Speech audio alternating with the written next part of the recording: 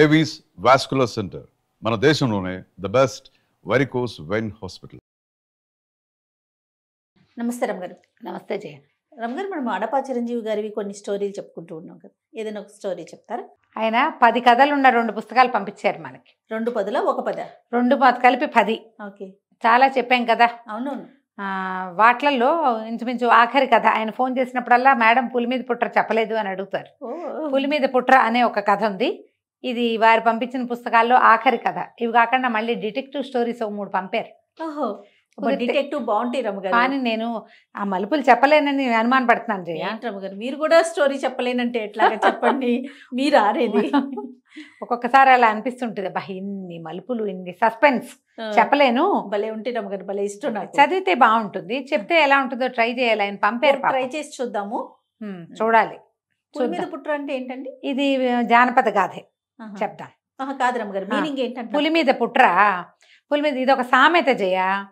పులే వస్తుంది, పులి అదేదో చాలా పెద్దది అనుకుంటే దానికంటే పెద్దది వచ్చి మన నెత్తి మీద పడ్డాన్ని పులి మీద పుట్ర అంట. ఓకే, సామెత అది. ఇప్పుడు ఒక ప్రాబ్లం ఉంది, ఇదేదో ప్రాబ్లం దాన్ని సాల్వ్ చేయడానికి పోతే దానికంటే దాని పెద్దని ఇంకోటి పొంచి ఉంటుంది దాని వెనకాల, దాన్ని పులి మీద పుట్ర అంటారు. ఒక రాజుగారు మంత్రి మాట్లాడుకుంటూ ఉంటారు. ఈ కథ ప్రారంభం అట్లా అవుతుంది. రాకుమారుడిని పిలుస్తారు. సైన్యాధిపతి, రాజు, మంత్రి డిస్కషన్ చేస్తూ. రాకుమారుడు జయశీలుడు. వీళ్ళది ఇది ప్రవాళ రాజ్యం. వీళ్ళకి పక్కన కుంతల, శంబర, విశాల, విరూపాక్ష ఇట్లా 5-6 నగరాలు ఉన్నాయి. అయితే వీళ్ళు ఏం చెప్తున్నారంటే మన పొరుగునున్న కుంతల మీద యుద్ధ ప్రయత్నం జరగబోతోంది. కుంతల కొంచెం చిన్నది, వీళ్ళది కొంచెం పెద్దది. ఈ కుంతల మీదకి రాబోతున్న వాడెవడు? శంబర రాజ్యానికి చెందిన రాజు. ఈ శంబర రాజ్యం ఏంటంటే బందిపోట్లు, దోపిడీగాళ్ళు ఏర్పరచుకున్న రాజ్యం అది. ముత్తాతల నాడు దారిదోపిడీ వాళ్ళకి ఆ రాజ్యాన్ని చేజెక్కించుకుని వాళ్ళు యుద్ధం చేస్తూ వచ్చారు. బలవంతులు వాళ్ళు. పైగా ఆ యుద్ధంలో నేర్పరులు, తెంపరి వాళ్ళు. ఇప్పుడు వాడు ఏం చేస్తాడు? పొరుగునున్న కుంతల మీదకి మొదట వచ్చి కుంతలని జయించాక వీళ్ళ మీదకి తిరుగుతాడు. ఇప్పుడు ఏం చెయ్యాలి? మాట్లాడుకుంటూ రాజకుమారుడైన జయశీలుణ్ణి కూడా పిలిచారు. ఇప్పుడు ఏం చేయాలి అన్న దాని మీద కాస్త డిస్కషన్ నడిచినాయి. 2 మార్గాలు. కుంతలకి హెల్ప్ చేయటం ఒకటి. కుంతలకి హెల్ప్ చేస్తే శంబరుడు ఆటోమేటిక్గా మనకి శత్రువైపోతాడు. శంబరుని అడ్డుకునేంత మనకి లేదు. చూసి చూడనట్టు ఊరుకుంటే కుంతల దొరికిందా, కుంతల శంబరుడు 2 కలిస్తే పెద్దవైపోతాయి. వాడు మనకంటే పెద్దవాడు అవుతాడు. పనిమాల శంబరుడి మీదకి మనం ఇప్పుడు వెళ్ళామంటే బలవంతుడు, పైగా పోట్లాటకోరు, తెంపరివాడు, వాడి జోలికి వెళ్ళకూడదు. ఒక్కసారి కుంతల దొరికిందంటే ఆ లైన్లో విశాల, వీళ్ళు అందరూ ఉన్నారు. ఒకదాని మీద ఒకటి వచ్చేస్తాడు లైన్గా. ఏం చేయాలి? సరే, జయశీలుడు అన్నాడు, నాకు ఒక మార్గం, నన్ను ఎందుకు పిలిచారండి అన్నాడు. ఇప్పుడు ఇలాంటి పరిస్థితుల్లో మనం ఎట్లా రియాక్ట్ అవ్వాలి? కుంతలకి ఏదన్నా సహాయం చేయాలా? కుంతల్ని జాగ్రత్త పడమనాలా? శంబరుడు రాకుండా మన మీదకి రాకుండా మనం ఏదైనా జాగ్రత్త పడాలా? ఏం చెయ్యాలి? ఇప్పుడు జయశీలుడు అన్నాడు, బాగా ఆలోచించి, నా దగ్గర ఒక ఉపాయం ఉంది, నేను కుంతలకి వెళ్తాను అని చెప్పేసరికల్లా, సరే కొంత సైన్యాన్ని తీసుకెళ్తావా అన్నారు. వద్దు, నేను ఒక్కడనే వెళ్తా. నాకు సహాయంగా ఈ మంత్రి గారికి ఒక కుమారుడు ఉన్నాడు, చిత్రాంగుడు. ఆ చిత్రాంగుడు రాజుగారి అబ్బాయికి ఫ్రెండ్ బాగా. చిత్రాంగుడిని పంపించండి చాలు, మేమిద్దరం వెళ్తాం అనేసరికి, వాడు ఎందుకు బాబు, నీకు అనవసరంగా వాడి వల్ల నీకు తలకాయ నొప్పి వస్తుందంటే, కాదండి, గట్టివాడే, అల్లరివాడు, కొంటివాడు, కానీ అసలు విషయం వచ్చినప్పుడు అతని ప్రతాపం బయటపడుతుంది. తెలివైనవాడు, ప్రతాపవంతుడు కూడా అని నేను చిత్రాంగుడిని తీసుకెళ్తాను అన్నాడు. మనం ఇక్కడ జయశీలుడి గురించి చెప్పుకోవాలి. ఇతను మహాప్రతాపవంతుడు, చాలా ఖడ్గ విద్యలో అద్వితీయుడు. ఆ పరగణాల్లో అలాంటి వాడు లేడని పేరు. గురువుగారు చాలా గట్టిగా నేర్పించారు. అసలు కత్తి తిప్పటంలో అతని లాంటి వాళ్ళు ఇంకొకళ్ళు లేరు ఆ ప్రాంతంలో. కుర్రాడే, ఓ 25 సంవత్సరాలు ఉంటాయి. ఇంకా తండ్రి గారు గట్టిగానే ఉన్నారు కాబట్టి యువరాజుగానే చెలామణి అవుతున్నాడు. రాజ్యం ఇంకా అతని చేతికి రాల. వివాహితుడు కాదు, అవివాహితుడు. చిత్రాంగుడు, జయశీలుడు ఇద్దరు కలిసి 2 పంచకళ్యాణి గుర్రాలతోటి బయలుదేరారు. దీన్ని ఎట్లా వెళ్తాం? సరే, కొన్ని ఊర్లు దాటారు. వీళ్ళు రాచరికపు వ్యవహారం ఏమీ కనపడకుండా సామాన్య సైనికులు లాంటి వేషాలలో, అంటే సింపుల్ బట్టలు, నగా నాణ్యం లేకుండా ధనం దాచుకుని సంచుల్లో పెట్టుకున్నారు, కానీ వాళ్ళ చేతుల్లో ఏం లేవు. మామూలుగా ధనాన్ని సూచించేవి వస్త్రాలే, బట్టలు, నగా నాణ్యము, మెళ్ళలో ఉండే మణిమాణిక్యాలు, చెవులకు ఉండే కుండలాలు, పట్లలో ఉండే మణులు. వాటి వల్ల వీడు సామాన్యుడా, పెద్ద కుటుంబీకుడా, రాచ కుటుంబమా అనేది తెలుస్తుంది. ఆ గుర్తులు ఏవి ఉంచుకోలే వీళ్ళు. సాధారణంగా సైనికులు ఎలా ఉంటారో అట్లా తయారయ్యారు అబ్బాయిలు ఇద్దరు. దారిలో అడవులో అక్కడ ఇక్కడ ఆగారు, ఏవో తెచ్చుకున్న దిబ్బరొట్టెలు అవి ఇవి తిన్నారు. మామూలుగా సామాన్య సైనికుల్లాగా కుంతలకి లోపలికి వెళ్ళారు. ఈ కుంతల దగ్గరికి వెళ్తున్నప్పుడే బయట సైనికులు ఎవరో ఉన్నారు, వాళ్ళకి కొంచెం చేయి తడిపి లోపలికి వెళ్ళిపోయారు. వెళ్ళాక ఒక సత్రం ఎక్కడుంది ఏమిటి కనుక్కున్నారు.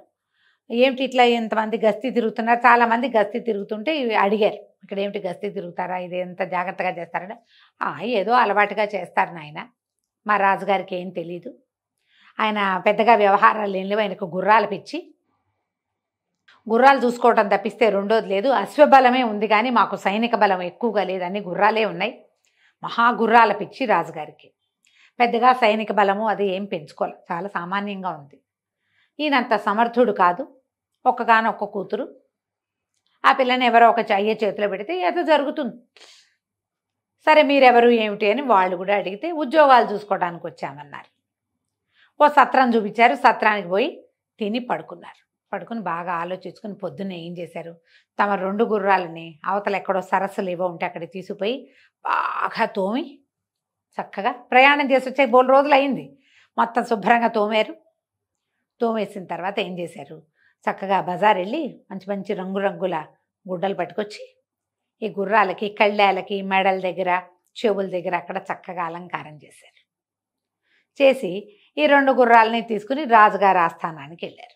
వెళ్ళేసరికల్లా అక్కడ ఒక అత్యవసర సభ జరుగుతుంటే అక్కడ మంత్రి గారు ఉన్నాడు. ఆయన యశోవంతుడు, చాలా తెలివిగలవాడు. ఆయన రాజుకి శతవిధాలా ఒప్పించడానికి ట్రై చేస్తున్నాడు. మన దగ్గర అశ్వబలం ఉంది, అది చాలదు, శంబరులు వచ్చి మన మీద పడతారు అంటే ఏదో నయానో భయానో చెప్దాము, మన దగ్గర గుర్రాలు ఉన్నాయిగా అంటాడు రాజుగారు. గుర్రాలతో యుద్ధం అవ్వదండి అని ఎంత చెప్పినా రాజుకు అర్థం కాదు. ఆయన నెత్తి బాదుకుంటూ ఉంటాడు యశోవంతుడు. ఆయన ఎంత చెప్పదలుచుకున్నా ఈ రాజుకి, కుంతల రాజుగారికి అర్థం కాదు. వీళ్ళు ఏం చేశారు, ఈ కుర్రాళ్ళిద్దరూ వెళ్ళి గుర్రాలు పుచ్చుకొని వెళ్ళి వాకిట్లో ఉన్న వార్తాహరుడికి చెప్పారు, ఈ సైనికులు ఉంటారు రాజుగారిని చూడాలంటే ఆమె చాలా అత్యవసర సమావేశంలో ఉన్నారు, ఇప్పుడు కుదరదన్నాడు. వీళ్ళు మెల్లిగా వాళ్ళ చేతులు తడిపారు. తడిపి 2 గుర్రాలు తెచ్చాం పారసిక దేశం నుంచి అని చెప్పమన్నారు. ఈ సైనికుడు లోపలికి పోయి ఆ చేతులు తడిపించుకున్నాక పారసిక దేశం నుంచి 2 గుర్రాలు వచ్చాయండి, ఓ 2 అబ్బాయిలు వచ్చారు. బాగుంది. ఈయన వెంటనే అత్యవసర సమావేశం మానేసి ఆ గుర్రాలు చూడడానికి పరిగెత్తాడు. రాజుగారికి అంత గుర్రాల పిచ్చి. వెళ్ళి చూస్తే గుర్రాలు మామూలుగా లేవు, తలతళ్ళాడిపోతున్నాయి. ఇలాంటి గుర్రాలు నేను ఎప్పుడూ చూడలేదంటే చిత్రాంగుడు అంటాడు, ఇంత బాగా అలంకరించిన గుర్రాలు మీరు చూసుండర్లేండి అంటాడు. రాజుకి అర్థం కాలేదు, ఎందుకంటే గుర్రం బాగా కనపడడానికి చేయబడిన అలంకారమే కనపడుతోంది. అదే కదా. అయితే ఇతను అన్నాడు జయశీలుడు, మాకు ఈ గుర్రాలకు ఒక ప్రత్యేకత ఉందండి అని చెప్పి మీరు గుర్రాన్ని అక్కడెక్కడో తీసుకెళ్ళి నిలబెట్టాడు. మీరు చప్పట్లు కొట్టండి అన్నాడు. చప్పట్లు కొట్టంగానే గుర్రం పరిగెత్తుకొచ్చింది. పిలిస్తే వస్తుంది, ఇది ఏలేస్తే వస్తుంది, అట్లా ట్రైనింగ్ ఇవ్వబడి వీళ్ళు చేశారు. అట్లా వాళ్ళ దగ్గర ఉన్నాయి. ఆయనకి ఎంత నచ్చినాయో. ఈ గుర్రాలు ఉంచండి, మీరు ఎక్కడి నుంచి వచ్చారు ఏమిటి అంటే, మేమేదో దేశదిమ్మర్లం అండి, ఎక్కడో కొని పట్టి తీసుకొచ్చాము, మీకు గుర్రాలంటే ఇష్టమని మీకు ఇచ్చి మీ కొలువులో ఏదైనా ఉద్యోగం కోసం వచ్చాము. అయితే సరే మీరు అశ్వశాలలో ఉండండి, అశ్వాధ్యక్షుడిగా ఒకడు, వాడు అసిస్టెంట్గా 2వ వాడు ఉండండి అని వాళ్ళని దించుకున్నాడు. ఇద్దరికి ఉద్యోగాలు వచ్చాయి. వెంటనే వీళ్ళు ఏం చేశారు, ఏ సత్రంలో తాము దిగారో అక్కడ చుట్టుపక్కల అందరి భిక్షకులు వాళ్ళు వీళ్ళు ఉంటే అందరికీ దుప్పట్లు గిప్పట్లు కొనిపెట్టారు. డబ్బులు తెచ్చుకున్నారు కదా, ఇక్కడ కోటలో పాగా వేశామని. తర్వాత ఏమైంది, మర్నాడు వీళ్ళు ఉద్యోగాల్లో చేరడానికి వెళ్ళారు.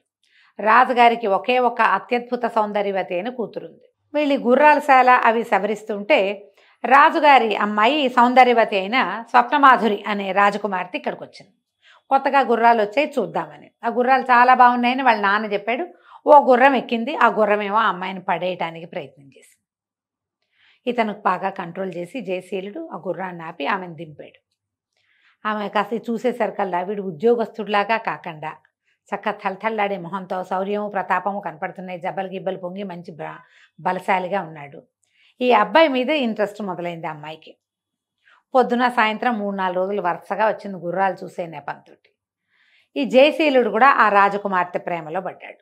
ఇప్పుడు తను రాజకుమారుడు, రాజకుమార్తెని ప్రేమించడం ఓ కథ అయితే, రాజకుమార్తె అశ్వశాలలో ఉద్యోగం చేసేవాడితో ప్రేమలో పడ్డం ఏంటి చెప్పు? ఆ కాలపు కథలన్నీ ఇలాగే ఉండేవి. రోజు వచ్చేది, మెల్లిగా వీళ్ళిద్దరికీ ఫ్రెండ్షిప్ అయింది. అయితే ఇంతలో ఏమైంది, ఈ శంబర రాజ్యం నుంచి ఇది వచ్చేస్తోందని, ఏమిటి యుద్ధం రాబోతోందని వాళ్ళకి ఖచ్చితంగా తెలిసిపోయింది యశోవంతుడికి. మహారాజా వీళ్ళు యుద్ధానికి రాబోతున్నారు, మనం ఏదైనా జాగ్రత్త పడాలి, ఏమైనా చేయాలంటే. సరే, ఈయన బాగా ఆలోచించి రాజ్యం కనుక కొల్లగొడితే ఏమవుతుంది, రాజు అవుతాడు, పోనీ మన అమ్మాయిని అతనికి ఇచ్చి పెళ్లి చేస్తామని ఒక ఉత్తరం రాస్తే సరిపోతుంది కదా అని చెప్పి, మా రాజకుమార్తెని మీకు ఇచ్చి పెళ్లి చేస్తామని ఉత్తరం రాయించాడు. ఆ అవతల వాడు ఉన్నాడు కదా శంబర రాజ్యానికి రాజు, మార్తాండు ఆ రాజు, ఏది శంబర దేశానికి రాజు. అతను ఎట్లాగూ యువకుడే, వివాహం చేసుకుని యువకుడు కాపోయినా వివాహాలు చేసేవాళ్ళు. రాజకుమార్తెని ఇచ్చి పెళ్లి చేస్తామని ఉత్తరం రాయించారు, పంపించారు. వాడేం చేశాడు, రేపొద్దున మీ రాజ్యం మా వశమైతే మీ రాజ్యం అంతా మాదే, మీ యువరాణి కూడా మాదే. ఇప్పుడు కొత్తగా పెళ్లి చేసుకోవటం ఎందుకు, మీ యువరాణిని మాకు పెళ్ళక్కర్లా, మీతో మాకు సంబంధం అక్కర్లా, రేపు చచ్చినట్టు మీరు మాకు లొంగుతారు, మేము ఎలాగూ మీ మీద గెలుపొందుతాం అని మీ యువరాణి మాకు అక్కర్లేదని రాసేసాడు. ఏం చేయాలో తెలియలా, యుద్ధం ముంచుకొచ్చేలాగా ఉంది, ప్రమాదాలు అన్ని పక్కల నుంచి ముంచుకొచ్చేస్తుంది, ఏం చేయాలి? అయితే చాలా దిగులు పడుతున్నారు. జయశీలుడు, చిత్రాంగుడు రాజాల మందిరంలో తిరుగుతూ మెల్లిగా వార్తలు సేకరించుకుంటూనే ఉన్నారు. ఒకరోజు స్వప్నమాధురి వచ్చినప్పుడు అమ్మాయి చాలా దిగులుగా ఉంది. ఏంటి అంటే, ఏదో యుద్ధం రాబోతోందిట, మనకి సైనిక బలం లేదని మంత్రి గారు బాధపడుతున్నారు, మరి మెల్లిగా మా చెలికత్తెలందరూ ఇక్కడ ఉద్యోగం మానేస్తే సరిపోతుంది అన్నట్టుగా ఇలాంటి భావాల్లోకి వెళ్ళిపోయారు, నాకు చాలా బెంగగా ఉందంటే ఇతను అన్నాడు, నా దగ్గర ఒక మంచి ఆలోచన ఉంది, మీ నాన్నగారితోటి మాట్లాడించు, నేను చెప్తానన్నాడు. అనేసరికి సరే ఈ అమ్మాయి ఏం చేసింది, తండ్రికి చెప్పింది, ఇతను మనకి అశ్వశాలలో ఉన్న అతను నీకు 2 గుర్రాలు తెచ్చిపెట్టాడు కదా, వాళ్ళ దగ్గర ఒక ఉపాయం ఉందంటున్నాడు, నువ్వు మాట్లాడమని. సరే, రాజుగారికి ఈ సమయం ఏంటి, విపత్కర పరిస్థితిలో వాడి చిన్న ఉద్యోగి, వాడు చెప్పేది ఏమిటి అట్లా అనుకోలే. సరే మాట్లాడదామని మంత్రి గారిని కూడా కేకేసుకొచ్చారు. మంత్రి, రాజు, యువరాణి, చిత్రాంగుడు, జయశీలుడు అందరూ కూర్చున్నారు. కూర్చుంటే జయశీలుడు అన్నాడు, దీనికి సరిపడా ఉపాయం నేను చెప్పగలను, చేయగలను, నాకు మీరు ఒక్క అవకాశం ఇవ్వాలి. ఈయన అన్నాడు, అయితే నేను మంత్రిని చేస్తానన్నాడు రాజు. ఆయనకి ఈ పరిస్థితి తప్పాలంతే, ఒప్పుకోలే జయశీలుడు. నన్ను మంత్రిని చేయటం ఏంటండి, యశోవంతుడు చాలా అద్భుతమైన వ్యక్తి, రాజ్యానికి మంత్రి ఇలాంటి వాళ్లే ఉండాలి. ఆయనకి సంతోషం వచ్చింది మంత్రి గారికి. కుర్రాడు వినయశీలిగా ఉన్నాడు, బాబు నీ ఉపాయం ఏమిటి చెప్పు అన్నాడు.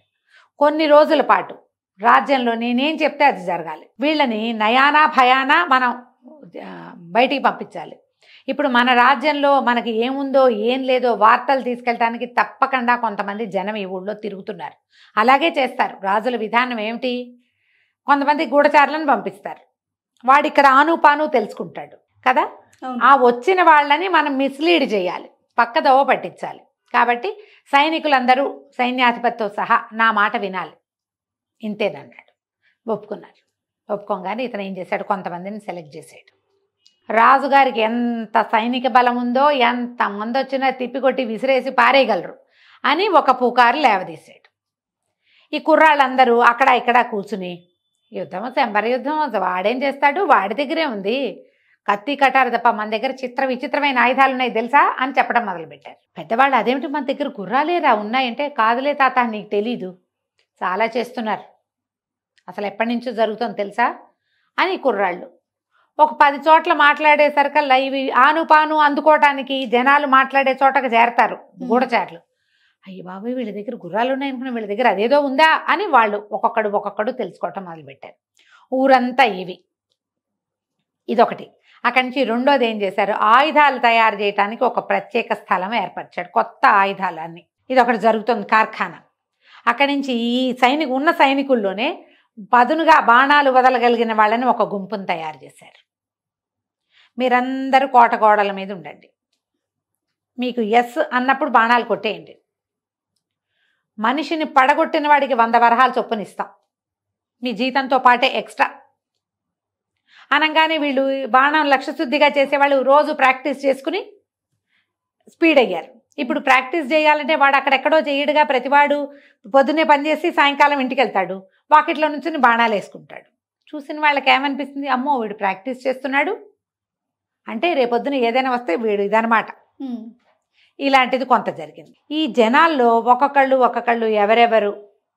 ఎవరితోటి మాట్లాడుతున్నారు, ఎవరు ఫాలో అవుతున్నారు గమనించడం మొదలుపెట్టారు. ఈ గుంపుని కొంతమందిని రెడీ చేశాడు. ఎవరైతే విషయాలు వింటున్నట్టుగా ఒక్కొక్క చోట విషయాలు సేకరిస్తున్నట్టుగా కనపడుతున్నారు, కామన్గా ప్రతి చోట కనపడుతున్న మొహాలు ఏమిటి, వీటి అబ్జర్వేషన్. ఇప్పుడు ఒకసారి కనుక ఈ పని మొదలు పెడితే అన్నీ అబ్జర్వ్ చేస్తారు. చిత్రాంగుడు కూడా ఈ పనుల్లో ఉత్సాహంగా పాల్గొనటం మొదలుపెట్టాడు. ఏం చేశారంటే ఒకరోజు రాత్రి ఈ జనాలు కాస్త కొంతమంది మాట్లాడుకుంటుంటే ఒకడు మాట్లాడుతున్న వాళ్ళ దగ్గరికి వచ్చాడు. అదేంటి మీ దగ్గర ఇదివరకు ఏం ఉండేవి కాదే, ఇప్పుడు ఎలా వచ్చాయి అని అడిగాడు. ఇప్పుడు రావటం ఏంటి, ఎప్పటి నుంచో వచ్చినాయి, ఏనాటి నుంచో చేస్తున్నారు, ఎన్ని ఆయుధాలు తయారవుతున్నాయో అసలు ఒక్కొక్క దాన్ని చూస్తే కళ్ళు తిరిగిపోతున్నాయి అన్నాడు చిత్రాంగుడు. వాడు కొండగొర్రెలాగా చూస్తున్నాడు, అలా చూస్తున్నాడు అనమాట. కాసేపు అయ్యాక మాటలన్నీ అయిపోయాక వాడు నడిచి వెళ్ళటం చూశాడు చిత్రాంగుడు.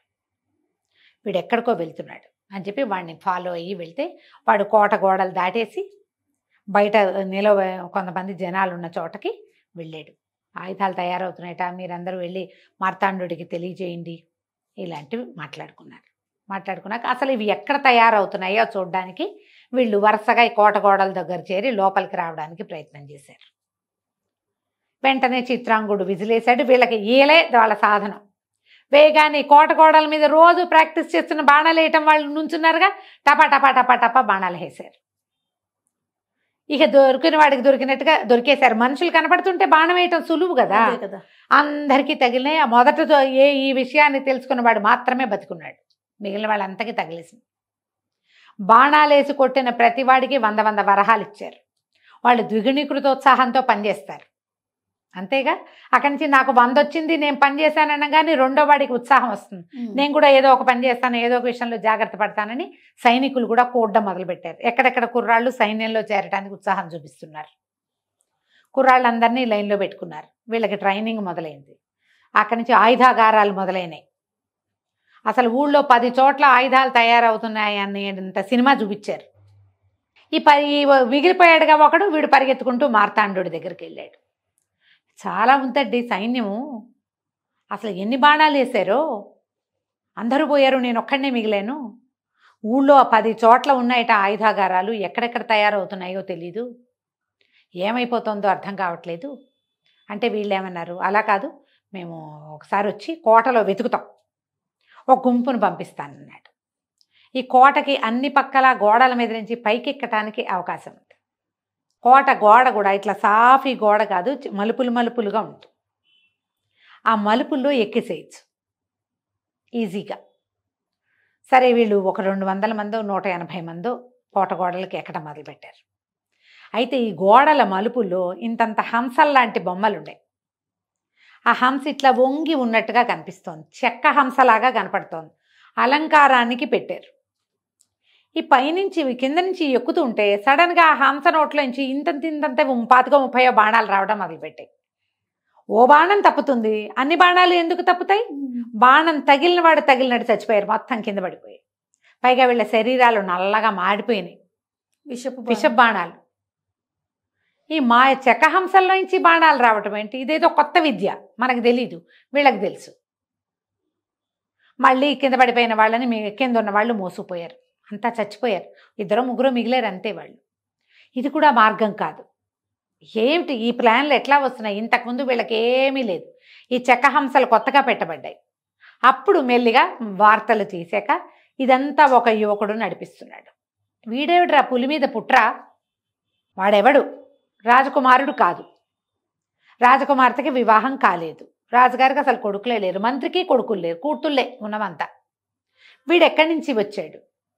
ఆను పాను తీశారంతా. తీస్తే ఏముంది, వాడు ఒక గుర్రాలు పుచ్చుకొచ్చాడు, గుర్రాల దగ్గర పనిచేస్తాడు. కానీ వాడి కనుసన్నల్లోనే మొత్తం సైన్యం ఉంది తెలుస్తోంది. వాడిని ఎట్లా పట్టాలో తెలియలే, ఏం చెయ్యాలి? సరే ఒక్కసారి మొత్తం దండులాగా వచ్చి పడిపోతాం. ఈ లోపల రాజకుమార్తెకి తెలిసింది, తను పెళ్లి చేసుకుంటాం చేస్తామని వీళ్ళు అడిగారని, వాళ్ళు వద్దన్నారని. ఈసారి ఇప్పుడు ఎందుకు రాజకుమార్తెని పెళ్లి చేసుకుంటామని ఉత్తరం రాద్దాం కదా అని మార్తాండు అండుకో అనుకున్నారు. ఓ ఉత్తరం పంపించారు, మీ రాజకుమార్తెని పెళ్లి చేసుకోవడానికి నేను రెడీ అని. నువ్వు రెడీగా ఉంటే మేము ఇవ్వద్దు, మేము మాకు అక్కర్లేదు, నీ భర్త ఎట్టబట్టాలో మాకు తెలుసు, నువ్వేం చేస్తావో చెయ్యి, నీ సంగతి మేము చూస్తామని రాశారు ఉత్తరం. ఇంతకుముందు ధైర్యం లేదు, ఇంతకుముందు వాళ్ళు భయపడ్డారు, భయపడి మా పిల్లని ఇస్తాం బాబు మమ్మల్ని వదిలేయమన్నారు. ఇప్పుడు తెగించేశారు. వాళ్ళు తెగించినప్పుడు మనము తెగించాలి, దండుగా పడిపోదామని మార్తాండు కుప్పలు తెప్పలుగా జనాలు వేసుకుని ఒక్కసారిగా వచ్చేసాడు. వచ్చేస్తే ఏముంది, వీళ్ళకి ఎట్లాంటి ప్లాన్లు ఏర్పరిచి పెట్టుకున్నారు. వీళ్ళు ఆయుధాగారం మీద పడదామనుకున్నారు. వీళ్ళేం చేశారు, ఆయుధాగారం ఒక చోట తయారవుతుంది, వాళ్ళు పట్టేశారు. 10 చోట్ల చూశారు, రెక్కీలు నిర్వహిస్తారు కదా, ఒక చోటే ఆయుధాగారం. అప్పుడు వీళ్ళేం చేశారు, ఎప్పుడైతే ఆయుధాగారం మీదకి వస్తారని అనుమానం వచ్చిందో ఆయుధాలన్నీ వేరే చోటకి తరలించి బోలెడంత చెత్త పేర్పించారు. అక్కడ పనిచేసేటప్పుడు చెత్తలు వస్తాయా, అవన్నీ అక్కడ చేర్చారు. జనం దాని మీదకి రాగానే దాన్ని పేల్చేశారు. చిన్న చిన్న కప్పలు లాంటి కప్పలు వచ్చి మీద పడతాయి, కప్ప ఢామని పేలుతుంది, బాంబులు లాంటివి, ఇలాంటివి చేశారు. వీడు పులి మీద పుట్ర, చేయగలిగేది ఏం లేదు. సరే తెగించి పోరాటానికి దిగారు. వీళ్ళు దండుగా యుద్ధం చేశారు, పట్టేశారు. పట్టేసిన తర్వాత వాళ్ళలో ఒకడు గట్టిగా అరిచాడు, ఇది అన్యాయం, మీరు చీకటి మాట మాతో యుద్ధం చేస్తున్నారు. అరిచేసరికల్లా జయశీలుడు అడిగాడు, ఏముంది అన్యాయం, మీరు చేయట్లేదా చీకటి మాట, మీరు దారి దోపిడీలు చేసిన ఆలోచనతోటే కదా ఇంతమందిని పంపించావు మార్తాండా అన్నాడు. అనగానే గుర్తుపట్టేశాడని తెలిసిపోయింది. మార్తాండు అన్నాడు, నీ దగ్గర బోళ్ళంత సైన్యం ఉంది, నా దగ్గర సైన్యం ఉంది, కొట్టుకున్నాము, నాతో ద్వంద్వ యుద్ధం చెయ్యి నీ వల్ల అయితే. అంతకుముందే ఈ కొండగొర్రెలాగా చూస్తున్నవాడు చెప్పాడు, వాడు కత్తి తిప్పితే మామూలుగా తిప్పడండి ఆ కుర్రాడు, ఆ కత్తి తిప్పితే మనం ఎన్ని విసిరినా 100 మంది చుట్టూతా విసిరినా సరే వాడి ఒంటికి చిన్న గీత కూడా పడదు, అంత ఖడ్గచాలనం వచ్చు వాడికి, వాడు చాలా గట్టివాడు, ముఖాముఖి పోటీల్లో 3-4 సార్లు ఎదుర్కొన్నాము, వాడు వచ్చాడంటే వాడు 100 మందికి ఘాట్లు పెట్టగలడు, కొంతమందిని చంపేయగలడు అని. ఆ మార్తాండు ఈ జయశీలుడు ఇద్దరు యుద్ధానికి దిగారు. కాసేపు అయ్యేసరికల్లా ఏముంది, ఇతనేమో బాగా ప్రాక్టీస్ ఉన్నవాడు, మార్తాండు బండ యుద్ధం వచ్చు అతనికి, దండుగా మీద పడిపోవటమే. ఈ సునిశ్చితమైన ఖడ్గ విద్య అతనికి రాదు. దొరికిపోయాడు. దొరికిపోతే ఇతను చెప్పాడు జయశీలుడు, నువ్వు ఒక రాజువి, కానీ మీ పూర్వకాలం అంతా కూడా మీ వాళ్ళు, మీ తాత ముత్తాత బందిపోట్లు, మీకు రాజ్యం దొరికింది కాబట్టి చేసుకున్నావు, చేసుకో, నీ చిన్న రాజ్యం, మా జోలికి రావద్దు, నువ్వు సుక్షత్రియుడు కాదు, నీ వరకు నువ్వేమైనా చేసుకో, మా జోలికి రాకుండా ఉంటానంటే వదిలిపెడతా, లేకపోతే వదిలేస్తే మా వాళ్ళు నిన్ను చంపేస్తారు, నువ్వు సాటి రాజువు కాబట్టి ఇప్పుడు యుద్ధానికి ఎంత ఖర్చు పెట్టావో అంత సొమ్ము అక్కడ పెట్టి వెళ్ళు. ప్రాణాలు దక్కించుకున్నాడు మార్తాండు, ఎక్కడెక్కడి నుంచో సంపాదించాడు, ఎన్ని చోట్ల కొల్లగొట్టారు, నీళ్ళు వెత్తు ధనం పోసి యుద్ధానికైన ఖర్చు అంతా ఇచ్చి బతుకు జీవుడా అని వెనక్కి వెళ్ళిపోయాడు. ఎప్పుడైతే ఇతను వెనక్కి వెళ్ళిపోయాడో జయశీలుడు చెప్పాడు, మీకు నేను చేయటానికి వచ్చిన పని అయిపోయిందండి, మీకు ఇంకా భయం లేదు, నేను వెళ్ళొస్తానన్నాడు. అనేసరికల్లా ఈ అమ్మాయి ఏమో ఇతన్ని ప్రేమించాను. ఇప్పుడు అశ్వపాలకుడికి ఎట్లా ఇస్తారు కుమార్తెని అంటే ఇతను చెప్పాడు, నేను పక్కనున్న రాజ్యానికి రాజకుమారుణ్ణి, ఈ సమస్య వస్తుంది, ఇప్పుడు మీ మీదకి వచ్చిన వాడు రేపొద్దున విశాల మీదకి విరూపాక్ష మీదకి అన్నిటి మీదకి వస్తాడు, మీకు ఇబ్బంది వస్తే మాకు కూడా వస్తుందని మీ ఇబ్బంది తొలగించడం కోసం ఈ ప్రయత్నం చేశాను అనేసరికల్ రాజు ఎంతో సంతోషించాడు. నువ్వు ఒక రాజకుమారుడి అయ్యుండి యువరాజువి, రేపొద్దున రాజు కాబోతూ కూడా నువ్వు ఇంత సాహసం చేసావు, ఇంత సహాయం చేసావు, ఒక ఉద్యోగిగా ఉండి నువ్వే రాజుగా ఉంటే మా రాజ్యాన్ని ఎంత బాగా చూస్తావో, మా అమ్మాయిని స్వీకరించి రాజ్యాన్ని ఏలుకోమన్నాడు. తను ఒప్పుకోలే, మీ అమ్మాయిని స్వీకరిస్తా, రాజ్యం నాకు ఇప్పుడు వద్దు, మీద రాజ్యాన్ని మీరే ఉంచుకోండి, యశోవంతుడు అద్భుతమైన మంత్రి, ఆయన ఆ సలహాని పాటించండి, ఆయన మంత్రాంగంతో రాజ్యం చేసుకోండి అని చెప్పి స్వప్నమాధురిని వెంబడి పెట్టుకుని తీసుకుపోయాడు. స్వప్నమాధురి పక్కన ఇంకో చెలికత్తి ఉంది, ఆ చెలికత్తని చిత్రాంగుడికి ఇచ్చి వివాహం చేస్తామన్నారు. తీసుకుని వెళ్ళిపోయాక అక్కడ పెళ్లి ఏర్పాట్లు చేసుకున్నాక వీళ్ళందరూ వివాహానికి వచ్చారు. వీళ్ళిద్దరూ కలిసి ఉన్నారు, కలిసి హాయిగా ఉన్నారు. అయితే ఈ మార్తాండుని ఎప్పటికప్పుడు దారిలో పెట్టాలి, మనమే మార్తాండుని జయించి వాడి రాజ్యాన్ని సొంతం చేసుకోవాలి అని ఆలోచిస్తూ సుఖంగా హాయిగా కాలక్షేపం చేశారు. పులి మీద పుట్ర సమాప్తం. బాగుంది. నమస్తే. నమస్తే.